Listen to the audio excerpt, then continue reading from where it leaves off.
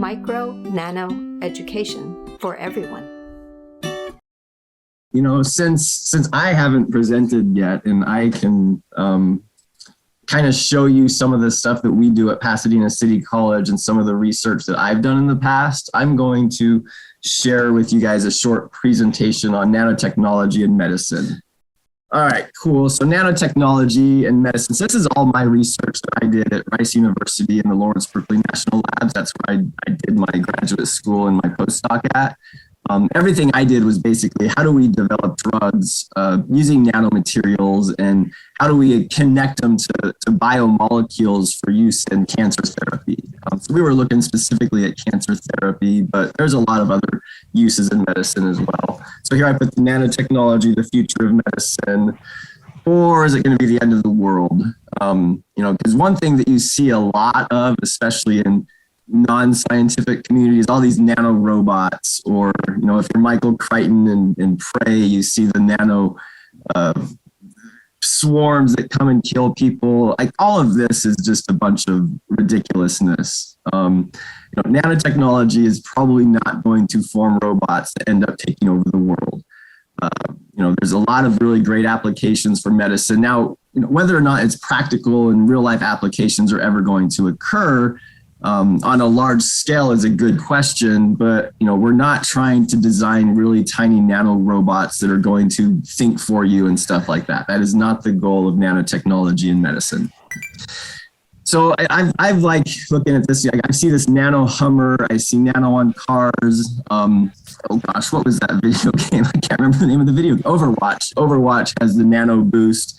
That's not really nanotechnology. That's just the way that they've taken nanotechnology and stolen it from scientists to make it sound cool and to market things.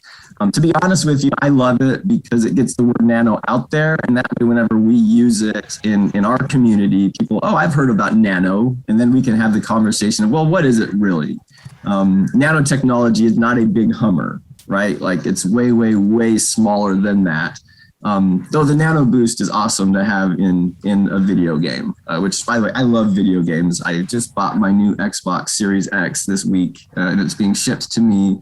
I believe it's going to arrive today or tomorrow. So once I get it, I might not be available for about 48 hours while I'm playing video games this weekend. All right, so, you know, here's a really cool video, kind of to show you how nano-based particle drug delivery can work to fight cancer therapies.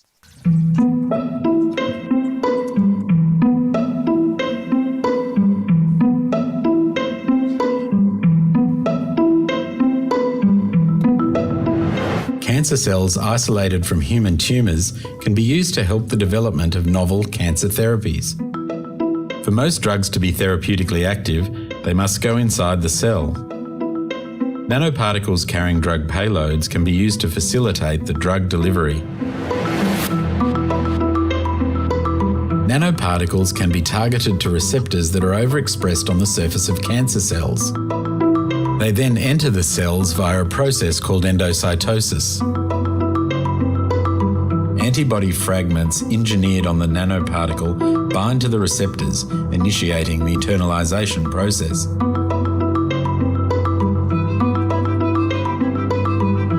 Inside the cell, clathrin proteins form a cage around the developing endocytic vesicle, which is then cleaved from the cell membrane.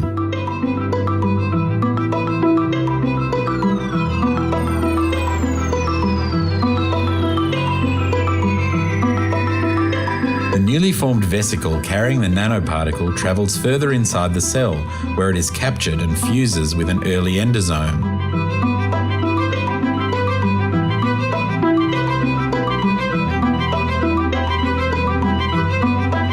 Inside the acidic endosomal compartment, the nanoparticle degrades, releasing the therapeutic cargo, which induces a controlled death of the cancer cell.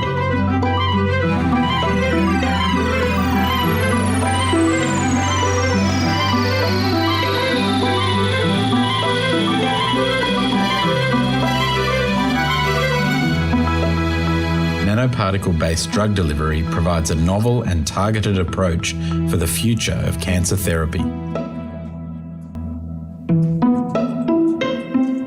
All right, So that's a really cool simulation that kind of shows how the nanoparticles and biomolecules can work together. And we'll kind of talk about how we actually make the nanoparticles kind of here in the next couple of slides. All right, so nanobiology is really pretty cool.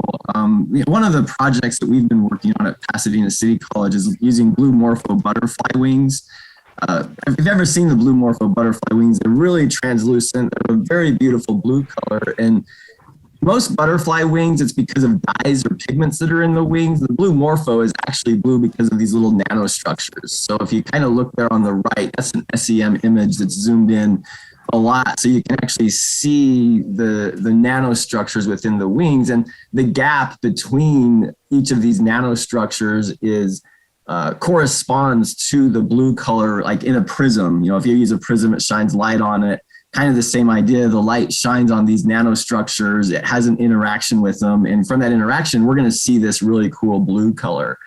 So that kind of shows you how nanotechnology can mimic, or has what we call biomimicry in creating our materials like nanosensors and stuff like this. I know at Caltech and at Samsung, they use this biomimicry in order to make really small nanosensors that they've embedded in eyes of rabbits, like to measure glucose levels or measuring glaucoma or something like that. So, using what nature has done in the past and those nanomaterials and nanostructures in order to create new materials in the future is one area that people sort of work on.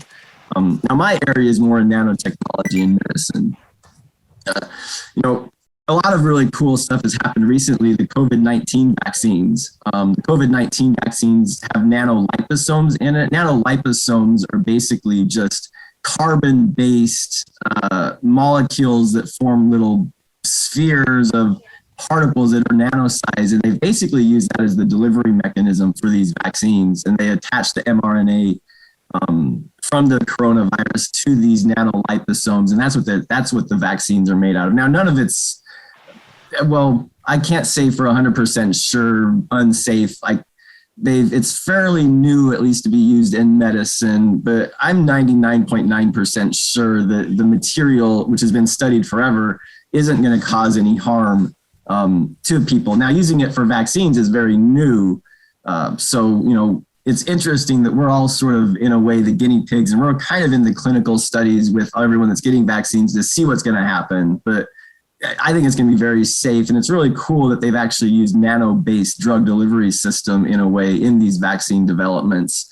Also, in a lot of the tests that you take, so the vaccine, the COVID test, some of them use nanoparticles within those tests in order to get to measure whether or not, or detect whether or not you have COVID. So this is one area I think that we've really seen nanotechnology's benefit, is just in this COVID and vaccinations and testing protocols. So it's kind of really cool. Here, this is just to show you a really quick video on what nanoliposomes are and what they do. They're not new. This is actually from Penn State. So they've been making these nanoliposomes for quite a long time. This animation depicts keystone nanotechnology that treats cancer more effectively than current therapies. Keystone Nano is building on technology developed at Penn State and the Penn State Hershey Medical College. Keystone Nano assembles nanoparticles containing a therapeutic drug. With trillions of particles per ounce, an IV solution packs a big punch. The nanoparticles circulate in the bloodstream. Their structure and size, which is much smaller than a blood cell, allows them to travel in the body longer than free drugs. To support growth, tumors create blood vessels to supply nutrients. But typically the vessels created by tumors are poorly constructed and provide small gaps to access the tumor. Particles slip into cells and selectively kill tumor cells and shrink tumors. More information is available at keystonenano.com. Yeah, so that's just sort of an animation that just show you, look, they've made these nanoliposomes for quite a long time. It's not a new therapy. Now, let's kind of talk really quick about the issues that I have with the pharmaceutical industry. Abraxane was the first nanomedicine that was ever produced and used for actual use. It's for metastatic breast cancer. It used an albumin-bound NAB, that means nano antibody paclitaxel breast cancer drug. Paclitaxel or Taxol, that's a common drug for cancer therapy, specifically breast cancer. That's the drug, that's not the nanoparticle. So basically they're going to be attaching the nanoparticle to this Taxol drug, and now they're going to be using the nanoparticle as a drug delivery system. Abraxane costs about $10,000 per dose. And side effects, lung or breathing problems, blood infections, some similar side effects. The problem is that it didn't actually work any better than Taxol by itself. So they sell this drug, they call it a nano-based drug, and they have people use it, charge a lot of money, where in reality, it wasn't any more effective than Taxol all by itself. So it's sort of the pharmaceutical industry saying, we've made this new technology, we're using nanotech, but in a way using that fact it's a new technology to charge a lot more money, where in reality, it wasn't any better than Taxol by it, using it solely. And that's what drives me nuts about research companies and drug companies, is that if it's not better and if it's not like superior to what we have out there, why are you trying to sell it and make people pay more money for it, even though it's not really needed? And that's what I think in drug therapy and drug research we have to remember, is that we've got to create drugs that are superior to what's out there already. Preferably they'd be less costly, but any new technology is going to probably cost money. I don't get mad at drug companies who are trying to do research and trying to improve upon drug stuff and making money off of it. But I really have a problem whenever they do something like this. It's like Abraxane never should have been used for a drug, just because it's not a very, it's effective, but not any better than what they had out there. What can we do to nanoparticles, right? Like, here's the stuff, we can change shapes. It's really easy to change shapes of them. I just had a meeting with the UCR, Dr. Yin today, and that's what he does. He changes all the nanoparticle shapes. We can use different materials, right? Like we can use carbon-based nanoparticles, inorganic-based nanoparticles, gold and silver, graphene. You can do micelles, which is a bunch of particles that you put together that are going to arrange based on intermolecular forces usually. A lot of different types of material out there. You can change size very easily, anywhere from 1 nanometer to 100 nanometers. Typically for medicine, we'd like them to be smaller. You don't really want huge 50, 70 nanometer particles, so it's a little bit more difficult to get those into the cell. So having 10 to 5 or 10, 15 nanometer particles is usually more ideal. Kind of the last thing we can do is we can change the surface, right? We can do chemistry at the surface and just attach different kind of things like antibodies or drugs or something like that to the surface of the nanoparticles. Here's some inorganic nanoparticles, gold nanoparticle. The cool thing about gold is it's not gold as a nanoparticle. It could be red or purple depending on the size.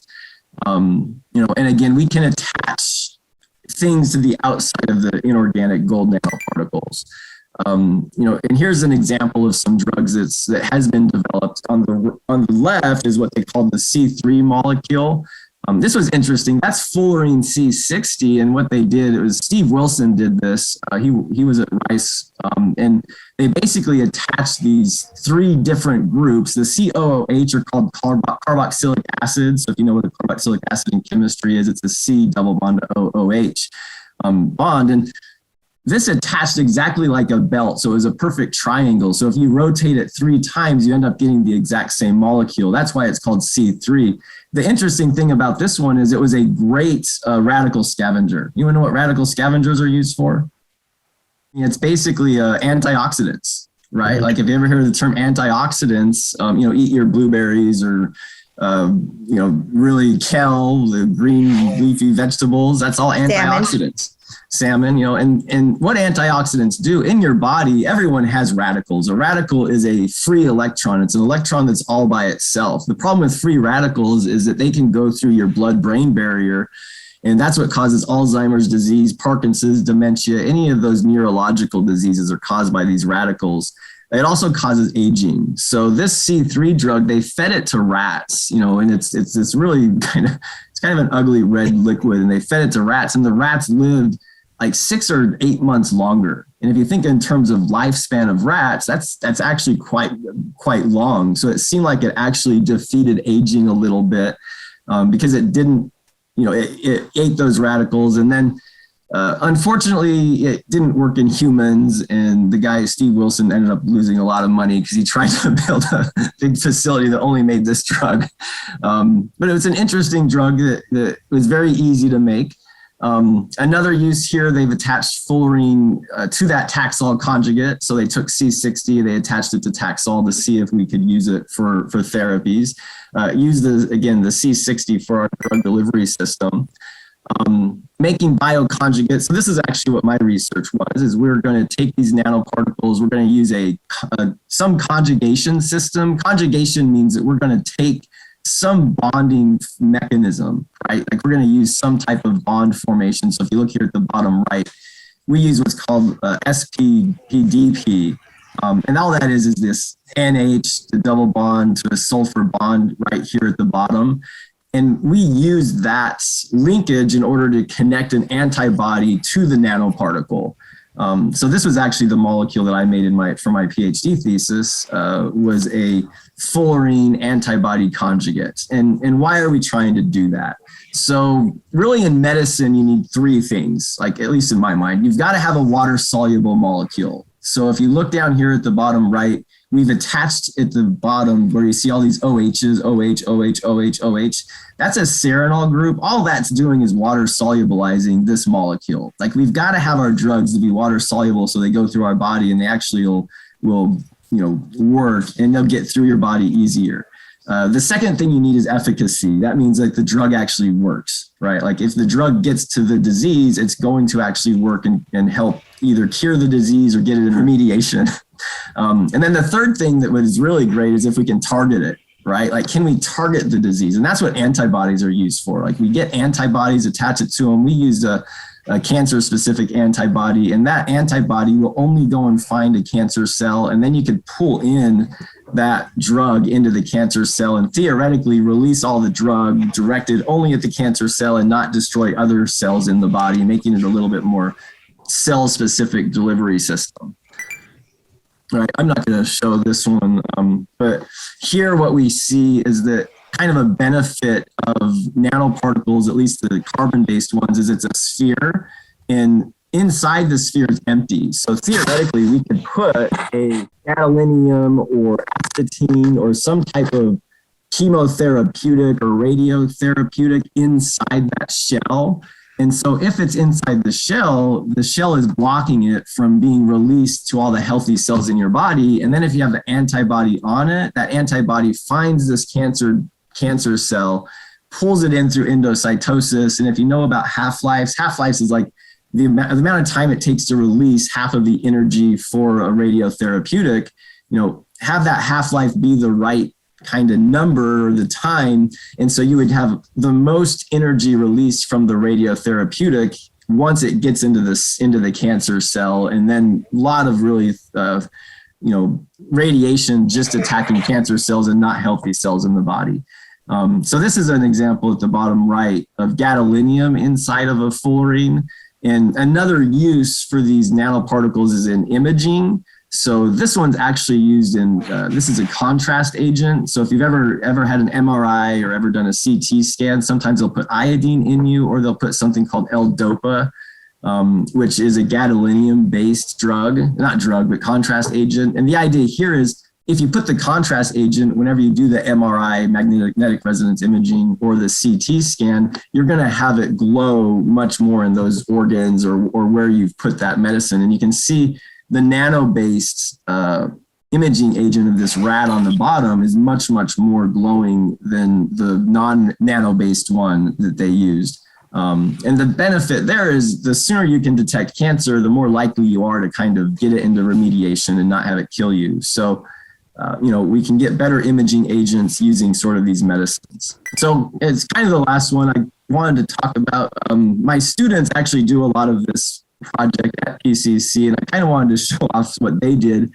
They've been trying to conjugate nanoparticles to a gold at silver nanoparticle. So basically what we've done is from Dr. Yin at UC Riverside, they've created a silver core, and they wrap it with gold nanoparticle. And the benefit here is silver is a great antibacterial agent, or it's used in imaging in nano-based therapies, but it's more toxic. So it's kind of toxic to the body, where silver is a lot more, or gold is a lot more stable and doesn't have as much toxic behavior. So the idea here is wrap the silver with the gold and see if you get the great properties of medicine of silver, and at the same time, not the toxic behavior because the gold, it's wrapped in gold. So we've been trying to take these particles and reproduce, put antibodies on it, and see if we can study how they work. And so this is a video that my students made for the Community College Innovation Challenge, and you can kind of see what they're doing. The NanoBio MAB, a gold-silver nanoparticle hybrid attached to breast cancer-specific antibodies, counteracts the symbiotic relationship between bacteria and cancer cells with its antibacterial and anti-cancer and non-immunogenic properties. These hybrid nanoparticle-bioconjugates have a multitude of uses in cancer and infectious disease identification and treatment at the cellular level, including enhanced drug delivery, biomedical imaging, and phototherapy. The breast cancer-specific antibody NanoBio MAB conjugate directs the hybrid nanoparticle to the cancer cell. The NanoBio MAB penetrates the cell membrane, gaining entrance into the cell. Once inside, cellular proteins wrap around the NanoBio MAB, absorbing the hybrid nanoparticle. Nanoparticles originally attached to the antibody separate and release within the breast cancer cells. Utilizing UV light, vibrational energy effectively treats the tumor from within, eradicating cancer in the body without negative effects seen in current chemotherapeutic cancer treatments. With their dual-mode therapeutic purposes, the NanoBio MAB will revolutionize cancer therapy. NanoBio MAB, a safer, more effective cancer medicine. All right, cool. So that's sort of the work that my students are doing. The idea with the phototherapy is there was a group that was trying to get where they would put the nano gold into someone's body, get into the cancer cells, shine UV light on it. That would cause vibrations to occur, and the vibrations would then kill the cancer cells.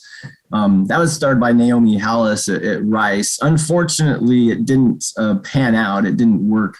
I think one of the big problems was once they put it into the body, how do you get the UV light and the energy through your body in order to actually get it to vibrate enough to kill the cancer cells once it's in the body. It worked great outside of the body, but in the body didn't work as well. All right, these are my students, a lot of them that have gone through the group. You can see sort of here in the top where they're in the clean room. That's the New Mexico clean room. That's one of the places that you can go over the summer. It's actually a really kind of a fun experience. Jim Smith at Princeton is going to be doing a very similar program at Princeton. We send a lot of students to conferences. So actually, the black and white photo at the top, that was my students in Hawaii in November, right before COVID happened. So they got to go to Hawaii, which would be great. I'd love to send a lot of you guys to conferences. I don't know if there's going to be a Hawaii conference, but we do have Salt Lake City, Washington, D.C., and Minnesota. So we're going to have 3 different conferences that you guys might be able to attend.